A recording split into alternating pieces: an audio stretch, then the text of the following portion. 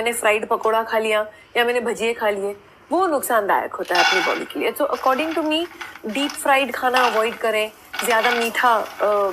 Sugary जैसे जिसमें शक्कर ज़्यादा हो वो अवॉइड करें। मैं 90s से मखाने खा रही हूँ, आजकल मखाना बड़ा ट्रेंड हो गया है और हम लोग तो मखाने सेक के, कभी 90s में मेरी शूटिंग पे थैलियाँ आती थी और मैं कम खाती थी, मेरे साथ जो शूटिंग कर रहे होते थे वो लोग पहले मेरा खाना खत्म कर लेते थे और मैं उन लोग को बोलती थी यार तुम लोग तो ये बिस्किट क्रीमी चॉकलेट फ्राइड भजिए खा लोगे, यही मेरा नाश्ता है, मुझे ये खा